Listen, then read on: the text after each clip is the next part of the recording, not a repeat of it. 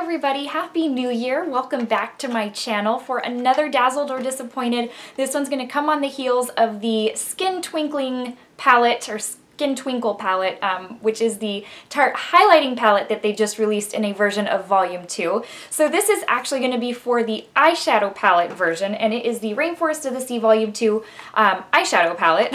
It's as simple as that. So we're just going to do a real quick Dazzled or Disappointed. This won't be very long because it's a pretty small palette. I do want to just give you my thoughts, give you swatches, and then compare it to Volume 1 just so that you can see if it's worth it, if there's enough different shades, different tones there to really justify you picking this up. So let's go ahead and get started. The new version, which is Volume 2, comes in also a circular compact like this. It's got like a little sea branch on there. It's really, really pretty. I do like the packaging and the theme of these products. I think they're very, very nice. They're very tasteful. They're very classy. I love it, and I love that they have the gold. Not trying to blind you there, but I love that they have the gold on the back and on the trim. It just looks really, really nice. You open it up, and the way it is kind of formatted or placed inside is in like a wheel, a little color wheel. So there's really nothing in the middle of here. For those of y'all who are unfamiliar with these palettes at all, there's nothing in here. It just says Rainforest of the Sea. And then you've got like a wheel of colors right there for all your shadows. So let's go ahead and go through swatches, and then I'll compare to swatches of last year's, or yeah, technically I think, did Volume 1 come out this, or 26? Technically, yes, last year because 2016, but I just can't remember if it came out in 2015 or 2016. Time's been flying and I just can't even keep up. So anyways, that aside, let's go ahead and go into swatches. The first four are Pearl, Conch, Sunset, and Marina. And that's what they look like.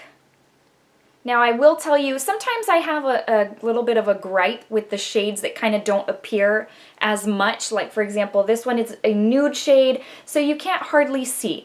Now I have an issue when they don't appear, when I swatch them and there's like almost no pigmentation, but they're chalky and dusty. Okay, these are different. It's like I can see it on my skin. It would be a really good like blending kind of color, but these are so buttery soft that it almost is like a different, I'm not trying to be like, well, even though this one doesn't show up, the consistency is good, so I like it. I'm not trying to be kind of, you know, looking at it that way and that, you know, kind of a foot on both sides.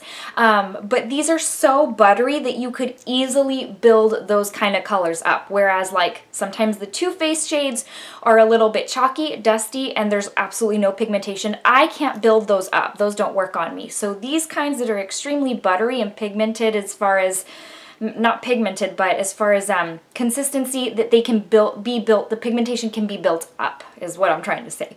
And so these are that kind of formulation. They're incredibly buttery. Like I just put my finger in and it's just super soft to the touch. Now there are some buttery shades that when you do that, when you're trying to get product, they almost develop a little bit of a film on top that kind of makes them a little bit harder. Sometimes I find that to be true with these.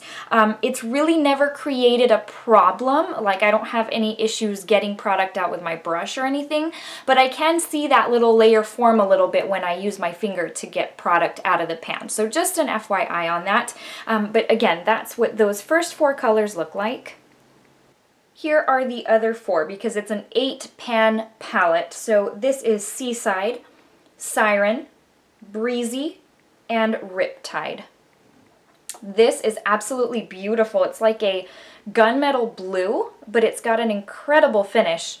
Very, very pretty, and it's very pigmented as well. So that's what those four look like. Again, very buttery smooth, no chalkiness, no dustiness whatsoever.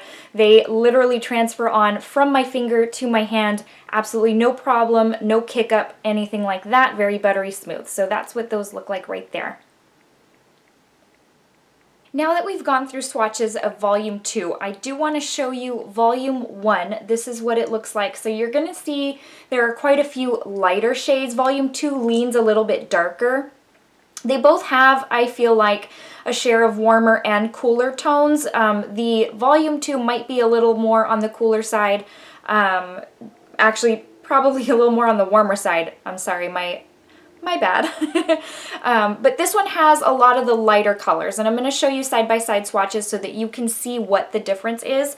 I do feel like there are a lot of similarities. There are, you know, a few differences as well. It's just one of those where you just have to weigh out if you want to just pick it up for those differences. But let's see if we can get this all on screen. So this is volume 2.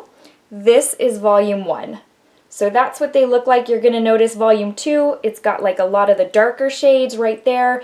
Volume 1 has a lot of the, well, see, volume 2 has kind of a rustier shade as well. Volume 1 has a lot of the lighter ones. It's got the pink, it's got the cream. And so those are the differences right there, similarities as well. So you're going to see there are similarities.